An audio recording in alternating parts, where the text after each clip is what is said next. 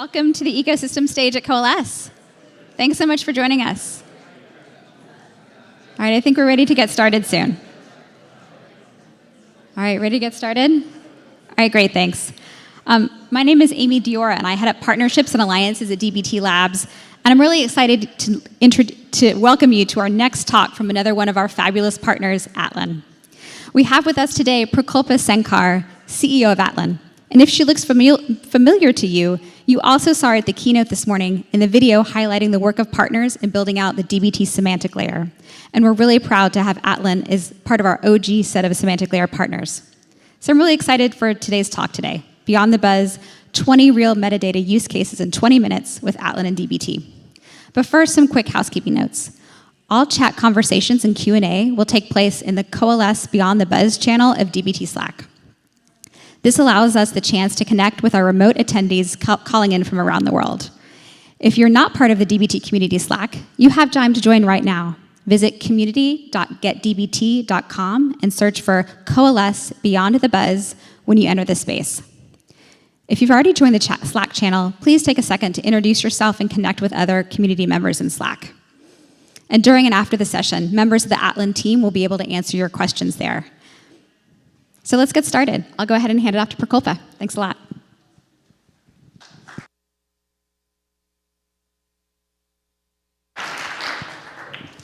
Great. Thanks, Amy.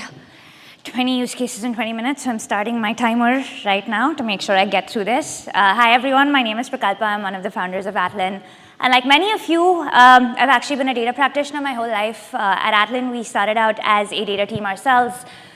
We were trying to solve a ton of social good problems using data science. So as you can see on the screen, lots of what seemed like very dreamlike projects. So we used to do work with the United Nations and the World Bank and dealing with data for 500 million Indian citizens and billions of pixels of satellite imagery a day, which all on the outside seem really cool. But on the inside, it was not cool at all. Life was basically like this every morning when we opened up Slack channels, continuously buzzing with firefighting. What does this column name mean? Which data set should we use for this analysis? You know, have we done the join right? Blah, blah, blah. I used to constantly be anxious and stressed out because we used to deal with what was a ton of sensitive data, but we had this culture of democratization and everyone had access to it. It was like, I really hope only the right people have access to the right data inside the org. We were a bootstrap company, so every single quarter when we got our bill, I'm guessing some of you relate with this, but I would be literally freaking out to make sure that we didn't overspend that month or quarter, and there have been many instances where we have for the wrong reasons. But that wasn't even the worst part. The worst part was sort of this trust issue that started getting created in our org, right? There was this one time where I got a call from the Prime Minister's office, and they basically said, number on this dashboard doesn't look right. And 8 in the morning, I open up my laptop, I check the dashboard, and I'm like, 2x spike in the data in a day clearly doesn't look right. But there was nothing I could do at that time. So I basically said, let me call you back. And then I called my project manager, and I called my analyst, and he called my engineer, and he pulled out audit logs, and it took us 8 hours to even figure out what went wrong. And we lost agility at that point. But at that moment, trust broke in our team. At some level, this hard-earned trust that I had built with the cabinet minister over 2 years, just because I couldn't answer that question, what went wrong, I could see it break. At the same time, at some level, I was like, did the pipeline really break, or is our data engineer not doing his job in some ways, right? And the worst thing that happens with that, and the most heartbreaking thing, every one of us who works in data, we believe in data, right? We believe that using data can make the world a better place. It can make people make the right decisions for our business. And this disillusionment starts getting kicked in some ways. People stop believing in the data.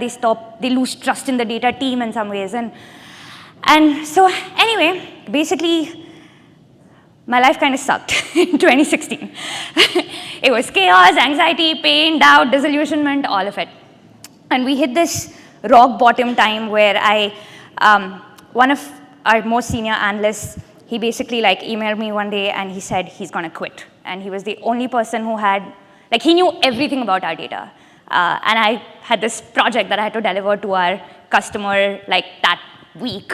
And I went up to our terrace and I cried for 3 hours. Like I was like, I don't know how I'm gonna deliver this project with this person walking out of the door. So woke up the next morning and basically said like, this cannot happen ever again. So we started this like internal project, we called it the assembly line, and the goal was to make our team more agile and effective and just like prevent these things happening again. And so over 2 years, we started shifting some of these emotions. We went from chaos to calm, anxiety to peace, that pain to comfort, doubt to environments of trust, and really like, you know, I started seeing what can happen when great data teams work well together. That basically laid the foundation for Atlan. Some of these internal tools we built for ourselves. We said, hey, you know, is there a way we can go help data teams around the world with this stuff? And that's basically how Atlan was born. We think of ourselves as pioneering what we call the active metadata category. You know, lots of talk about metadata today and in this conference, but you know, the way we think about it is how do you bring metadata from the diversity of tools in your ecosystem, bring it together, create that single source of truth, but most importantly, activate it back into the daily workflows of teams. So when I'm in that dashboard and I say, can I trust this data, I get to know right then and there if there was a pipeline that broke upstream. I get to know if it's verified or not. When I ask that question on Slack, how do we measure annual recurring revenue, I get that answer right there in Slack without having to go anywhere else. Really fortunate to do a lot of awesome work with the DBT team, so tons of joint customers, WeWork, Pluralsight, Elastic, and so on. But I won't talk about Atlan today. My goal today was actually to make this real. There's a lot of philosophical talk about metadata. There was, I believe there was a analytics engineering newsletter post on it. Ben Stansel has written about it. We have like a lot of the, you know, stuff about why metadata is important. So today we wanted to actually make this real. And I want to go through 20 use cases of metadata in real life that we see. So first, taming the service requests from chaos to calm. Like, the core challenge that data teams have is we deal with service requests all the time. Let's take analyst service requests. What does this metric mean? How is it different from metric Y? I want to see metric X by geography instead of segment. Can someone confirm if this is the right way to join these tables? One of our customers, leading mobile esports platform, they have like 90 million users. Their analyst team, 80-member analyst team, they figured that they were spending 40% of their bandwidth addressing like ad hoc data requests. That's like half the team basically spending all their time answering questions like this. The core thing that metadata can help you do here is actually go from service requests to product. So as you start thinking about each of these service requests, how do you make these service requests reusable and reproducible? So this team, they basically started thinking about each of these requests as internal, reusable, reproducible products for their organization. First, their data assets itself. How do you make that reusable? You know, what does the column name mean? Is this updated? Like, you know, we have these like asset profiles. Like, think of like a GitHub code repo, right? When you onboard an engineer, you just share a link to a GitHub repo. It has your code, your documentation, your revisions, everything in that same space. How do you do the same thing for your data? The same thing with metrics, right? Each of your metrics, if you think about it, annual recurring revenue, how do we define customers? Each of these can be reusable, reproducible assets for the rest of your organization. And the third is their queries itself. Every analyst I've spoken to at some level has this like notepad file on their desktop, and it basically has these SQL snippets in it. Yeah, right? And so that could be reusable and reproducible. So basically, those just turned into links that now can be shared with other folks inside the org, which in this case, they actually, just by doing these three things, 43% analyst time was saved. So basically, they have doubled the team to execute on their projects next year without hiring one extra person. So like service requests for analysts, our data and analytics engineers deal with a ton of service requests as well in their day. Data SLAs, is this data updated? Do we have this data? Do we actually ingest data from our survey tool into our warehouse? How are the columns in this table derived? So extending that same data as a product concept, you could actually start thinking about, and so we've had customers who've actually brought in context that a data engineer needs as a part of these data as a product request, right? So these are typically Airflow SLAs that are auto-updated. This is stuff like freshness that come from DBT tags, automated column level lineage that brings this together in a way where we had one customer, they were a B2B e-commerce platform, and they actually started measuring, they started measuring Slack messages. And their core KPI was like, we want to reduce the number of Slack messages that our data engineers and analytics engineers are dealing with. And they found that there was a 80% reduction in Slack messages that their engineers were dealing with, just by, again, making these reusable and reproducible. The third use case we see alongside this is just speeding up data team onboarding and ramp. On average, an analyst typically spends 18 months on the job. It typically takes them 6 months to onboard inside an organization. One of our data teams, leading insurance company, they reduced that time, like basically they reduced almost all that time by making these assets reusable and reproducible inside their org, right? So how do you help new joinees ramp and get productive as quickly as possible? Quick shout out, this is why we're so excited by what DBT is doing with the semantic layer and what this means to data teams. Metrics is in some ways the language of the business. And for the first time with the DBT Atlan integration, in some ways, you're now able to bridge this gap between the language of the business, which is typically where the service request almost always starts, and actually bridge it back to your data layer and bridge it back to your physical layer. So metrics now are a first-class citizen in Atlan. Every metric has an asset profile, which has 360 context about the metric. Who owns it? Where does it come from? Which team does it belong to? And full lineage all the way back to source. So if you have a metric, let's say revenue, you're able to measure it all the way back to the source Postgres database that's actually creating or feeding in that metric.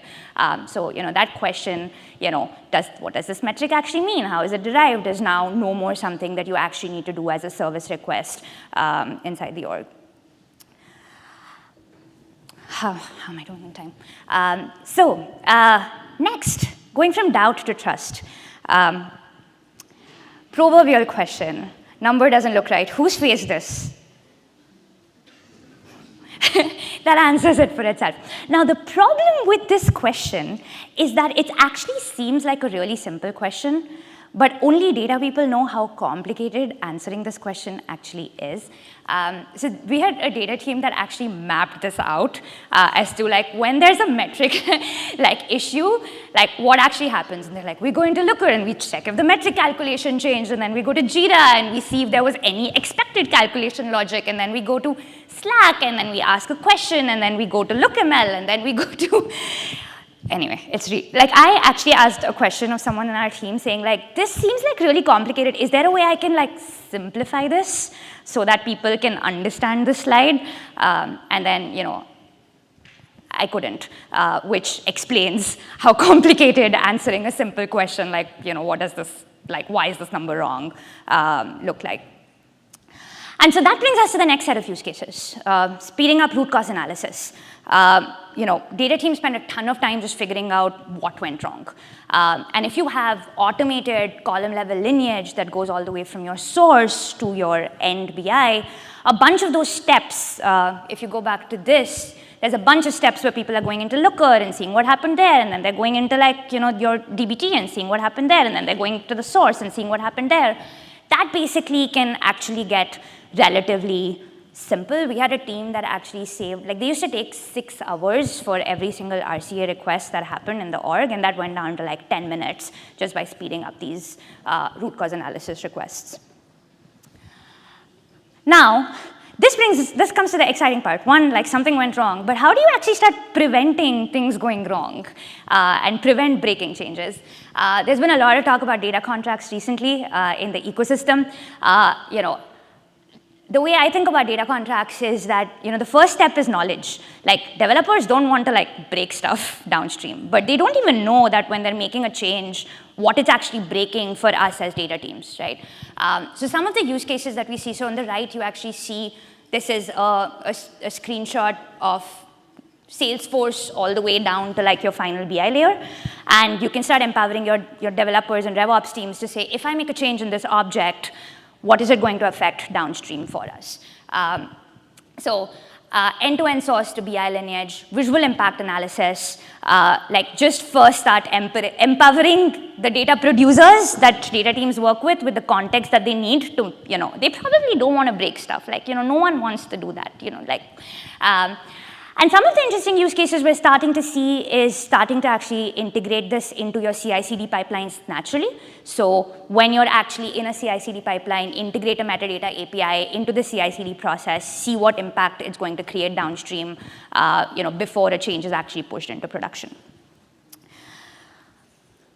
Something that we spend a ton of time thinking about in Atlan. So far you saw a lot of the use cases that metadata in general can power. Some of the things that we spend a lot of time thinking about is how do you actually go from this metadata being a repository for knowledge to actually starting to activate this to create automated actions inside your organizations. This is an example of active, trust management inside your org. So we have a customer that uses a data quality tool which generates anomalies. The anomaly basically obviously comes at the physical layer, so this is a table that had an anomaly that was detected alongside it. What they do from there is they actually have an automated action that connects those announcements to the physical assets, the downstream BI assets, because now you have lineage, but also the metrics that those tables are actually connected to. And they actually have logics built into this. So the logic basically goes, if it's a metric that's powered by 5 tables and more than 2 tables have an anomaly that's detected alongside it, mark the announcement as a high warning signal, red, don't use this metric right now, and take that back to their BI tool. So when your BI consumers are actually using this data, they have that context built in right then and there. So these are some of the use cases of metadata where you can go from humans starting to take action on your metadata to systems automatically starting to take actions with your metadata. Some other use cases here, I'll go quickly, but active change alerting works very similarly. But if there's a change upstream, there's a change in the way Fivetran's loading your data, again, that same change alerting announcement auto-propagates all the way down to all your data team members, but also your business consumers. This is, data platform migrations. We migrate things all the time. How do you assess the complexity of the migration? How do you create deprecation notices, change notices, make sure that nothing breaks when you actually migrate stuff? My third emotion, anxiety. This was the worst emotion that I had to deal with. And so how do you actually start going from anxiety to just a state of peace and calm? First, just managing security classifications inside your org. We have a ton of classifications. We have right from things like PII, GDPR, but we also have things like financial reporting data that you don't want anyone to touch, and we had HR data, which you probably don't want everyone in the company to be able to see, right? So take the same use case of propagating announcements to create trust and think about that from a security perspective. We had a leading fintech that was applying for a bank license. So they basically had to create confidentiality, integrity, availability ratings, which would determine if they get their bank licenses or not. And so what they were able to do was basically say, here, in their final business semantic layer, they basically created these tags for confidentiality. And then they used lineage to propagate it back all the way down to every single column that could be potentially creating that, right? And this is a live system that's changing over time as you're managing it. Again, going back to active use cases, these are some of the use cases that we're super excited about. There's a Fortune 100 tech company have a data lake that actually powers a customer experience platform. So it's basically not a human even looking at the data anymore. This is live stuff that's happening, which means that if something goes wrong, it's actually kind of not so good.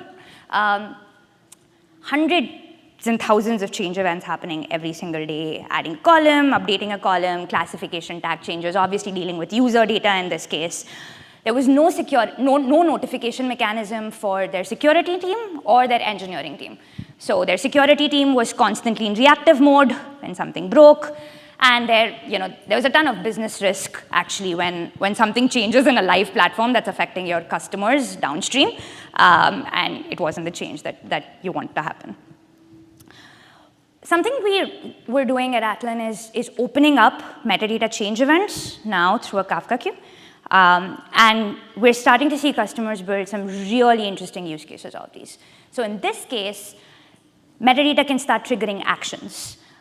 So the actions on every change event that happens upstream are, in this case, there's a change, like there's a chat notification, it opens a Jira ticket, and it automatically triggers a data quality test suite to actually check if the change events are okay, or if it should trigger something else as a downstream action. And starts being able to actually answer a ton of what used to be a very human manual process with tons of meetings, now actually become a completely automated queue, controlling a bunch of different tools in the stack, right? So you can see data quality tool, Jira, your data lake, your bunch of different tools actually come together through that unified metadata action layer in some ways. Programmatically archive data. There was this very interesting use case of a media monitoring company buy a ton of external data. External data basically comes with requests on when that data should be deleted contractually. And the way they managed it was that there was an Excel sheet and there was a bunch of program managers that were assigned to remember that this data needed to be deleted. But the program managers couldn't actually action on it because typically they would reach out to the analysts or the other teams. Sometimes they actually missed deleting the data at the time that they should have. So that's like literally actual risk and contractual obligations of the company. That's something that actually can now be an automated action, right? At the time of signing the contract, the metadata field on when it should be deleted. In this case, there's a notification when it arrives on the data lake that goes directly to Slack as an automated action. It creates a Jira ticket 30 days before the contractual end date. And then this basically, right now that they're taking that final deletion as a human step. So then the human basically decides whether they want to delete it or not. But technically, you could actually start saying, hey, if this is not being used or it's not a popularly used data, auto-archive this data set downstream. So these are the kinds of use cases that we're starting to see. And again, going into being able to create that system of peace, right? Data access management, who accesses data where, compliance and audit reporting, tons of audit requests across your data landscape in some ways. And then data deletion requests, like if you have to delete, you actually have to delete a data, like a request that comes from a consumer, how do you actually track across your ecosystem and make sure that it's actually deleted across time? From pain to comfort, saving money on that warehouse bill. There are actually a ton of questions that can help you optimize your data stack spend in some ways, right? Which queries are taking too long to run? Can we deprecate these tables? How long are jobs waiting to execute? Which tables are being used in BI tools? What are the most or least queried tables? All of this is generating metadata live in your ecosystem. A leading life insurance startup, they actually end up saving over $200,000 annually on their warehouse spend just by being able to leverage all of this metadata and figuring out how to better optimize the usage of this. Some of the things that excite me the most with this connected ecosystem are almost this being able to create the perfect experience for end users, right? So if you know that 90% of your users log in on Monday morning at 10 a.m., you should be able to auto-scale up your compute clusters, like at 10 a.m. And you should you should be able to make sure that your pipeline updates at 9:45. And 2 hours later, when people actually log out, you can auto-scale down everything, right? So there's this interesting balance between spend and end-user experience and performance. And if you have metadata across your entire ecosystem and start driving actions alongside this, you can actually orchestrate your data stack to be able to create the best experience for your consumers and at the same time not have anxiety because of those crazy bills sometimes. And finally, from disillusionment to joy,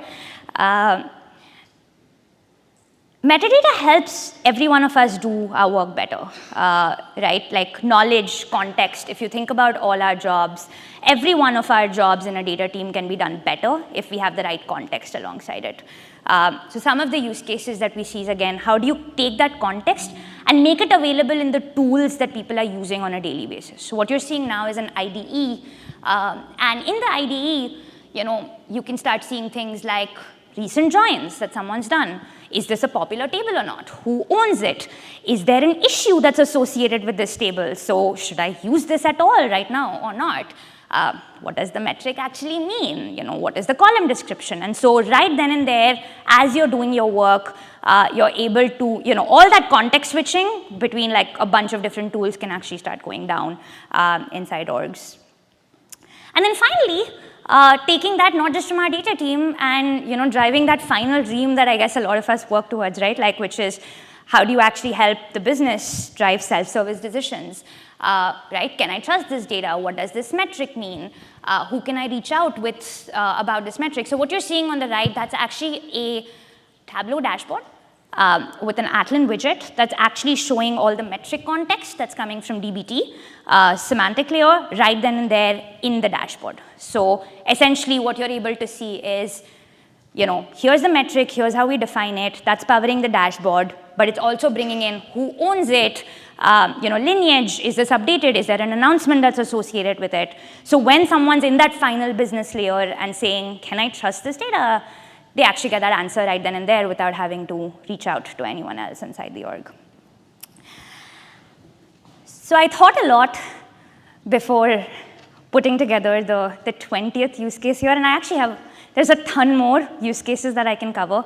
But the thing that I wanted to talk the most about, and this is, data teams, when they come together and work together as a dream team, they can go on and do amazing things. So when we were a data team ourselves, after those 2 years of changes and changing those emotions, one of the most beautiful things that I saw happen was our team came together to build India's national data platform, which is the largest public sector data lake of its kind. It's used by the Prime Minister and all of that, so it's very cool. But what was really cool about that project was it was built by an 8-member team. In 12 months, it was one of the fastest of its kind globally. 4 of those people had never pushed a line of code to production before. It would never have happened if we hadn't found a way for those diverse people. There was an economist in the room, there was a machine learning engineer in the room, there was a geospatial scientist in the room, there was a data engineer on the room, there were analysts in the room. If we had not found a way for that team to come together and become a dream team, like we would never have been able to pull it off. And that's really the reality of our data teams, right? In data teams, diversity, it's not a bug, it's a feature. Like, diversity is the only reality in our data teams, right? We have diversity in people, analysts, engineers, analytics engineers, scientists, business users, machine learning researchers. I can go on for like the number of different kinds of personas. Each of these people have their own diverse tools. They have their own, BI tools, Slack, Jira, GitHub, each of these tools create a diversity of data assets. We use notebooks, we use tables, databases, like models, like projects. And all of us are different. Like, we have different, use cases and data stacks and maturity and complexity. This diversity is the only reality that exists in our teams. This diversity is our biggest strength. When we're able to harness this diversity together, without this diversity, data projects will never be successful. But it's also our biggest weakness. It's why it becomes really hard for these teams to work as a dream team. It's why it becomes really hard for building trust between, like, no other team has this kind of diversity, right? Like, think about a sales team. Pretty much everyone's similar. They understand each other. They have the same language in a way that a data team just doesn't. And so if you're able to turn this into our biggest strength, data teams can go on and do amazing things in the world. We believe that metadata can be that glue. Data about our data can be that glue that binds together these diverse teams and tools and people together to actually help us create those dream data teams in the world. And if data teams go on and, if you think about the next decade, every amazing thing in the world, like self-driving cars and man on Mars and the cure to cancer, like there will be data teams that make that happen. And if we can make those data teams dream teams, we can actually change the world. So yeah, with that, thank you. I think I actually got done with a minute to spare.